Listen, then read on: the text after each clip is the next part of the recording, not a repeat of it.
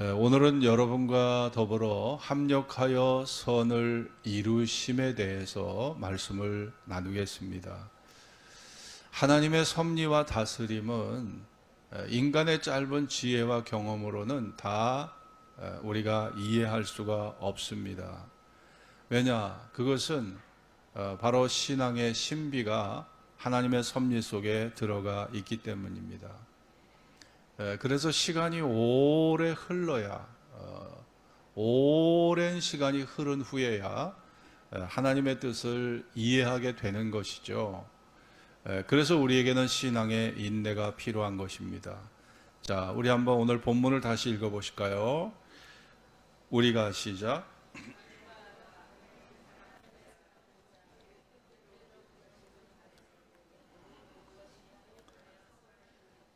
네, 여기 보면 하나님을 사랑하는 자에 대해서 나옵니다. 자, 누가 하나님을 사랑하는 자일까요? 하나님을 사랑한다는 것은 하나님을 떠나서 살 수 없는 자들을 말합니다. 하나님을 떠나서 살 수 없어요. 우리가 성령의 거듭남을 통해서 이런 일이 이루어집니다. 그것은 인치심이라고도 표현이 되어 있고요. 성령을 마시게 하셨다. 그리고 거룩한 씨가 심겨졌다. 그리고 양자의 영을 받았다. 이런 말로도 표현이 되는데 성령을 통해서 거룩한 씨가 우리 마음에 심어진 겁니다. 그래서 하나님을 사랑할 수밖에 없는, 진리의 음성을 들을 수밖에 없는 그런 존재자로 하나님이 우리를 만들어 주신 거죠. 그래서 예수 그리스도의 십자가의 사랑의 포로가 되어서 우리가 살아가게 되는 것이고, 우리가 예수의 진리 안에 살아가게 되는 자들을 말합니다. 이렇게 하나님을 사랑하는 자, 곧 그 뜻대로 부르심을 입은 자, 자, 그 뜻대로 부르심을 입은 자. 자, 하나님을 사랑하게 된 뿌리를 생각해 보세요. 내가 교회를 다니고 하나님을 사랑하게 된 뿌리가 뭘까요? 그것은 하나님의 부르심에 있는 겁니다. 하나님이 나를 부르지 않으셨으면 우리가 이 자리에 와 있겠습니까? 하나님이 부르지 않으셨으면 우리가 예수를 믿을 수 있냐고요? 없습니다. 하나님이 부르셨어요. 죄와 죽음의 권세에서 나를 건져주시려고 하나님이 세상에서 나를 부르셨기 때문에 우리가 이 자리에 앉아 있는 것입니다. 나를 부르신 하나님의 목적은 무엇일까요?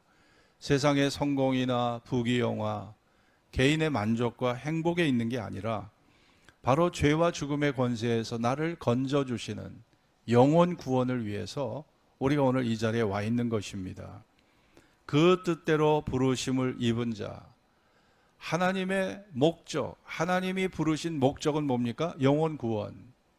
죄와 죽음의 권세에서 영혼 구원을 받게 하시려고 압도적인 주님의 성령의 은혜로 거부할 수 없도록, 나를 저항할 수 없도록 하나님께서 우리를 불가항력적 은혜로 부르셨다는 것입니다.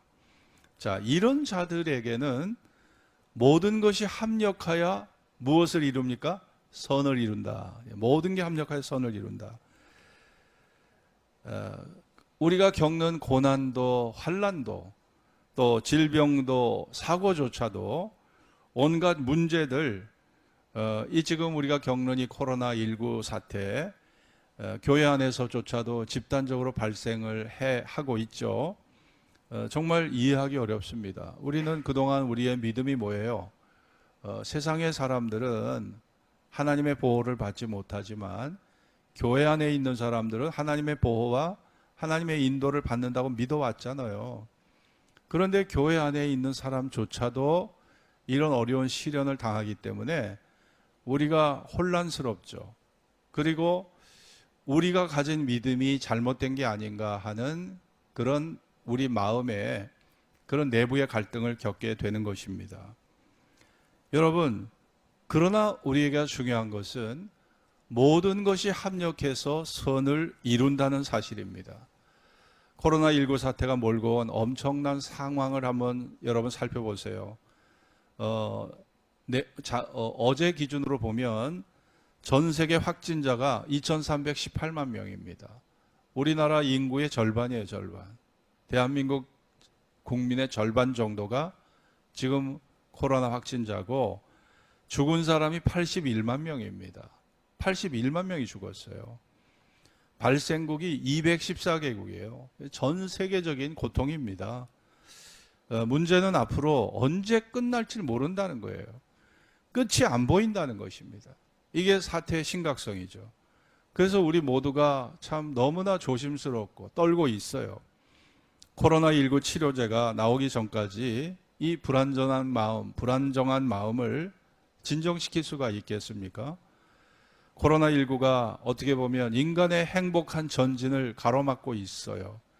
인간이 누리고 살았던 그 아름다웠던 자유, 그 아름다운 만남의 기쁨, 우리를 신나게 하는 여행의 기쁨, 이 땅의 모든 축제, 스포츠 경기, 또 공연, 관람, 영화 관람, 이런 거 다 쇼핑, 이런 것들을 다 지금 우리에게 기쁨을 뺏어가고 있어요. 코로나19만 아니면 도쿄올림픽이 개최돼서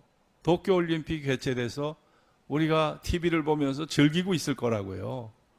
근데 코로나가 이 올림픽 경기, 뭐 양궁도 있고 역도, 레슬링, 권투, 축구 뭐 많잖아요. 이거 지금 우리 하나도 못 즐기는 겁니다. 그러니까 우리 행복과 기쁨을 코로나가 그냥 사그리 다 뺏어가 버렸어요. 그러나 중요한 것은 부정적인 측면만 있는 것은 아니다. 하나님이 코로나를 통해서 하실 일이 있으시다고 저는 생각해요. 그 하실 일이 무엇일까? 하나님의 믿음의 관점에서 보면 긍정의 측면도 있습니다. 첫째는 이 코로나는요, 인간을 참 낮추셔요. 우리를 겸손하게 하십니다. 우리의 자랑과 기쁨과 만족과 행복, 끝없이 성장하고 끝없이 성공하고 끝없이 전진하려는 우리의 그 모든 우리의 전진을 하나님이 딱 막으시잖아요. 야야야, 좀 멈춰라. 좀 멈춰봐. 이게 전부가 아니야. 니네 잘 살고 성장하고 전진하고 이거를 니네가 추구하지만 멈춰봐라. 하나님이 우리의 삶을 지금 멈추게 하셨어요. 이유가 있는 겁니다. 왜 멈추게 하셨나? 이유가 있는 거죠. 코로나는요, 우리의 자신의 한계를 보게 하고 있는 겁니다. 기술의 한계, 과학기술의 한계, 인간 문명의 한계를 보게 하시는 거예요. 인간의 지식과 경험, 기술로 도저히 극복할 수 없는 이 어려운 난제 앞에 우리가 지금 멈춰 서 있는 것입니다. 하나님께서 우리가 코로나가 우리에게 전 세계적인 유행이 펼쳐지기 전에는 내가 주인이었어요. 내가 하나님이었잖아요. 그런데 이 코로나는 하나님처럼 착각하고 살아가는 인간에게 하나님의 존재감을 다시 부각시키고 내가 지배자가 아니고 내가 주권자가 아니고 하나님이 이 땅을 다스리시고 하나님이 주권자이심을 우리에게 말씀하고 계시다고 저는 생각합니다. 또 하나는 이 코로나는 우리에게 더 높은 것을 보게 합니다. 더 높은 것을 바라보게 해요. 우리가 머물 곳은 이 세상이 아니라는 것입니다. 우리가 집착해야 될 것은 이 세상의 것이 아니라는 것이에요. 저 영원한 하나님 나라와 부활의 생명을 바라보고 살아가도록 하나님께서 이 코로나를 통해서 우리의 시선을 위로 향하도록 믿음의 길로 나아가도록 하나님은 지금 우리를 코로나를 통해서 우리를 지도하고 계시고 훈련하고 계시다고 저는 그렇게 믿습니다. 성도들은 환난과 시련과 고통 속에서 감사할 수 있는 것은 나를 구원으로 부르시는 하나님의 그 선하신 목적 때문입니다. 나를 구원으로 부르시는 하나님의 그 선하신 목적이 있기 때문에, 그리고 그 목적은 결코 실패로 돌아갈 수가 없습니다. 하나님께서 택한 자를 반드시 구원하시고 이 땅의 모든 것을 하나님이 다양한 사건들을 수단으로 이용하셔서 우리를 구원의 길로 끌고 가시는 것입니다. 우리가 구약에 보면 우리가 합력해서 선을 이루시는 하나님의 역사를 볼 수가 있어요. 그 첫 번째 예가 요셉입니다. 요셉은 17살 나이에 형들에게 미움을 받았어요. 그 은 20냥에 애굽의 상인들에게 팔립니다. 그리고 11년 동안 보디발의 집에서 거기에서 종살이를 해요. 그리고 거기에다가 설상가상으로 억울한 누명을 쓰고 옥에 들어갑니다. 무려 13년의 고통의 세월을 보내죠. 그런데 하나님의 기적적인 은혜로 애굽의 총리로 등극하는 위대한 순간을 맞이하게 됩니다. 그런데 7년 풍년 뒤에 7년의 흉년이 기다리고 있었습니다. 그 흉년 때문에 흉년이 시작된 2년 만에 양식을 구하고자 애굽으로 내려온 형제들을요, 무려 22년 만에 만나게 된 거예요. 극적인 상봉을 하게 된 거죠. 앞으로 있을 5년 흉년을 대비하여 자신의 가족 70명을 사실 어떻게 보면 요셉이 선발대가 되어서 이 7년 흉년을 대비해서 선발대로 요셉이 미리 애굽에 가 있게 된 것입니다. 요셉이 만일 없었다면, 그리고 요셉이 없는 상태에서 7년 흉년을 맞이했다면 당시 야곱의 가족, 요셉의 아버지 야곱의 모든 가족들은요 70명이었어요. 그 당시 이 70명이 다 기아선상에서 다 죽었을 거예요. 그럼 예수 그리스도의 계보로 이어져야 될 맥이 딱 끊기는 거 아니겠습니까? 그러니까 하나님께서 비상수단을 쓰신 거죠. 요셉을 보내신 것입니다. 애굽으로 선발대로 보내신 거예요. 자, 우리 창세기 45장을 보겠습니다. 창세기 45장.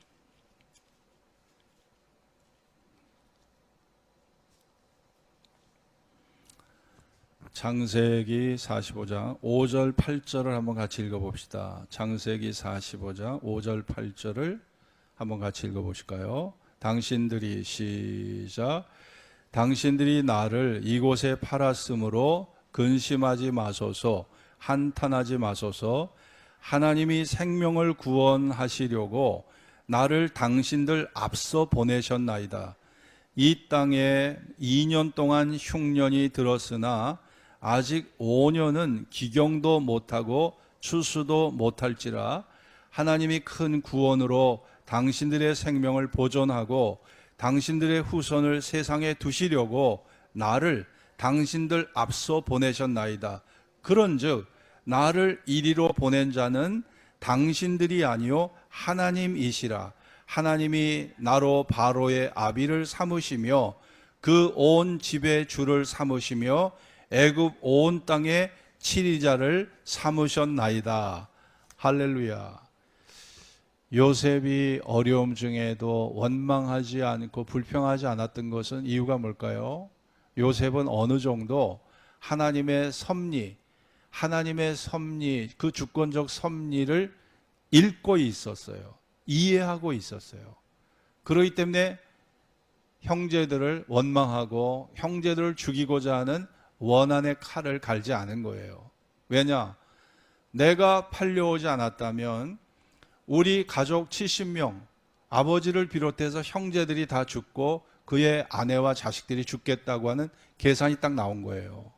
그러니까 7년 흉년을 대비해서 하나님께서 요셉을 선발대로 보내주셨다. 요셉은 이걸 읽고 있었어요. 그렇기 때문에 형제들을 용서할 수 있었던 겁니다. 이것이 뭐예요? 따라해 봅시다. 하나님의 섭리의 신비다.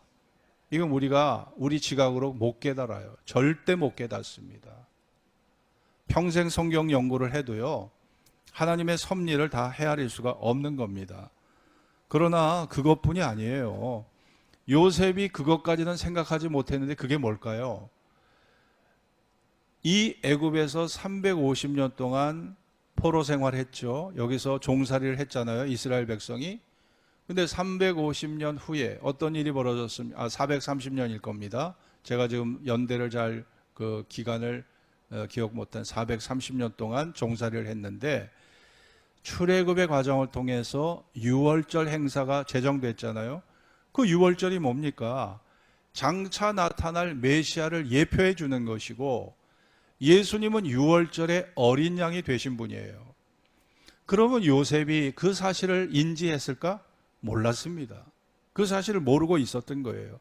여러분, 이것이 하나님의 섭리고 이것이 합력하여 선을 이루시는 하나님의 바로 다스림인 것입니다. 여러분, 요나서를 보세요. 요나는요, 하나님의 말씀을 거역하고 하나님의 말씀을 불순종하다가 물고기 뱃속에 들어갑니다. 그리고 물고기 뱃속에서 3일 3야, 꼬박 3일, 세 밤을 지나잖아요. 그것을 요나는 무엇이라고 표현했냐면 수월의 뱃속이라고 표현해요. 수월. 수월이 뭡니까? 수월은 히브리 말로 쉐월이라고 되어 있어요. 쉐월이라는 것은요, 바로 죽은 사람들이 가는 처소를 말합니다. 죽은 사람들이 가는 처소. 야, 내가 지금 무덤에 내려왔다. 내가 지금 지옥에 떨어졌다. 그런 얘기예요. 내가 지금 수월의 뱃속. 내가 지금 무덤 속에 있고 내가 지금 지옥에 떨어졌다. 수월을 갖다가 헬라 말로는 하데스라고 불렀습니다. 이 하데스라고 하는 것도 역시 같은 의미예요. 헬라 말로는 하데스예요. 죽은 자를 위한 죽은 자의 처소, 무덤, 지옥을 의미합니다. 여러분, 그런데 바로 760년 후 요나가 물고기 뱃속에 들어간 지 760년 후에 예수님이 요나의 표적밖에 보일 게 없다. 그게 뭐예요? 야, 내가 무덤에 내려가고 내가 지옥으로 떨어지는 것 밖에 보여줄 게 없다. 예수님이 3일 동안 장사 지낼 것을 예고해 준 것입니다. 요나가 그 사실을 알았을까요? 자기가 당한 고난이 장차 나타날 메시아를 예고해 주고 예표해 주는 것이라는 걸 알았을까요? 몰랐어요. 이게 하나님의 섭리예요. 이게 하나님의 섭리입니다. 초대교회 예루살렘 교회가 기근이 들어서 여러분 하루 3,000명, 5,000명씩 회개하고 돌아오는 이 엄청난 회개의 역사가 일어났잖아요. 이렇게 부흥이 잘 되는데 하나님이 예루살렘 교회를 흩어버리셨어요. 아니, 기근이 생겨버리니까 양식이 없잖아요. 먹을 게 없으니까 양식을 구하러 저 북쪽 시리아로, 유럽으로, 지중해를 건너 무슨 섬으로, 또 애굽으로 사람들이 다 흩어졌습니다. 여러분, 이 흩어진 게 결국은 복음의 확산, 하나님 나라의 전파, 하나님 나라의 확장에 크게 이바지한 거예요. 사람들은 편하기를 원했고 흩어지기를 원치 않았을 거예요. 그러나 하나님은 기근을 통해서 그 열심분자 예루살렘 교회 교인들을 갖다 다 흩어버리신 겁니다. 이게 뭡니까? 합력해서 선을 이루신 것입니다. 예수님은 겟세마네 동산에서 기도하시면서 아버지요, 할만하시거든 이 잔을 내게 거둬달라. 십자가에 쓴 잔 마시지 않도록, 십자가에 고난 당하지 않도록 나를 지켜달라는 겁니다. 여러분 생각해 보세요. 만일 하나님이 그 기도를 들으셨다면 구속사업은 실패로 돌아가는 거예요. 하나님의 말씀은 거짓이 되는 겁니다. 그런데 하나님께서 그 예수님의 겟세마네 기도, 그 절규와 그 안타까운 그 고난의 외침을 외면해 버리셨습니다. 자신의 아들의 기도조차 외면하시고 자신의 아들의 기도조차 거절하신 하나님, 그 거절과 그 외면이 십자가의 구속의 사업을 완성하는데 그것이 합력해서 선이 된 겁니다. 여러분, 우리는 기도응답 받으면 하나님 계시고 기도응답 안 받으면, 못 받으면 하나님 안 계시고, 우리가 이런 단순한 논리로 생각하지만 성경은 우리에게 그렇게 말하고 있지 않아요. 기도응답이 거절되고 예수님이 하나님 앞에 외면당한 것이 오히려 십자가의 위대한 구속사업이 완성되는, 합력해서 선이 이루어지는 위대한 결과를 낳았다고 성경은 말씀하고 있거든요. 이것이 하나님의 섭리인 거예요. 우리가 하나님의 높으신 뜻을 잘 이해하지 못하면 눈앞에 되어지는 현상만 보고 하나님을 원망하고 불평하고 하나님을 의심하게 됩니다. 믿음의 안목이 좁기 때문에 우리가 하나님의 높으신 섭리를 다 이해할 수 있을까요? 통찰할 수 있겠습니까? 그러나 하나님께서 오늘 이 본문의 말씀대로 합력하여 선을 이루신다는 것을 내가 믿고 살 때 잠잠히 인내할 수 있어요. 잠잠히 인내할 수 있어요. 하나님의 뜻이 도대체 어디 있을까? 그 뜻을 찾게 되는 거예요.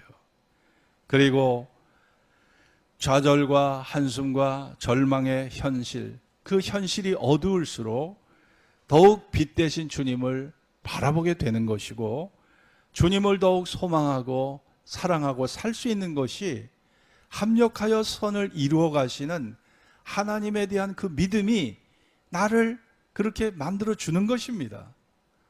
여러분, 인간을 향한 하나님의 목적은 인간의 단순한 행복과 만족과 성공이 아닙니다. 인간을 향한 하나님의 목적이 인간의 행복과 만족과 성공에 있다면 지금 이 땅에서 벌어지는 코로나19 사태는 하나님의 실패요, 하나님의 오류요, 하나님의 모순과 부조리의 극치라고 봐야 합니다.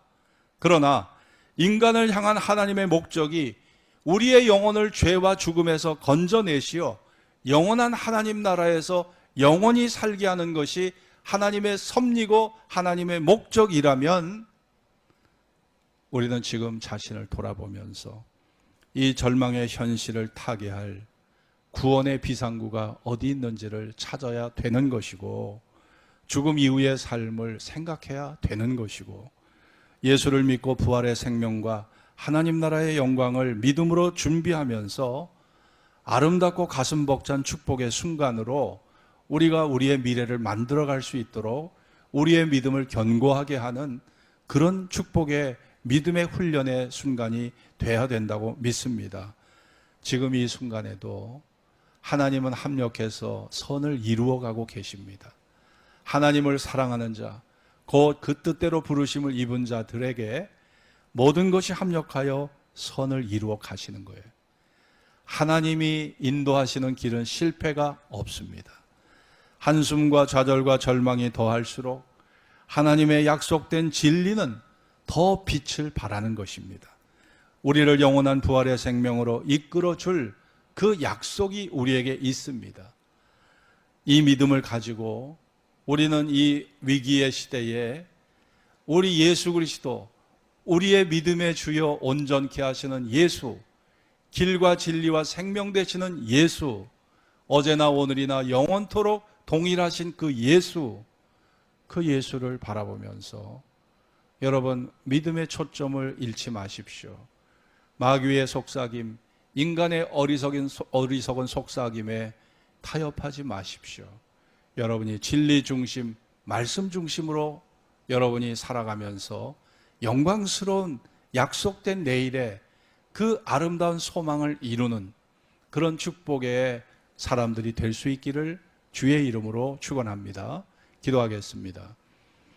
여러분, 인간을 향한 하나님의 목적이 단순히 인간의 행복과 만족, 성공에 있다면 지금 이 땅에 벌어지는 코로나19 사태는 하나님의 실패요, 하나님의 오류요, 하나님의 모순과 부조리의 극치라고 봐야 합니다. 그러나 인간을 향한 하나님의 목적이 인간 영혼을 죄와 죽음에서 구원하시어 영원히 살게 하는 것이 목적이라면 지금이야말로 우리가 하나님을 바라보고 나를 돌아보면서 죽음 이후를 생각하고 부활의 신앙으로 무장해야 될 때가 아닐까요? 이 땅은 결코 영원하지 않습니다. 이미 80만 명이 코로나로 목숨을 잃었습니다. 2,300만 이상이 확진자로 살고 있습니다. 여러분, 우리는 정말 하나님의 영원한 말씀, 어제나 오늘이나 영원토록 동일하신 예수, 그 예수의 말씀에 오늘도 귀를 기울이며 믿음으로 살아가는 흔들리지 않는 내 자신이 되기를 기도합시다. 다 같이 합심으로 기도하겠습니다. 할렐루야. 하나님 감사합니다.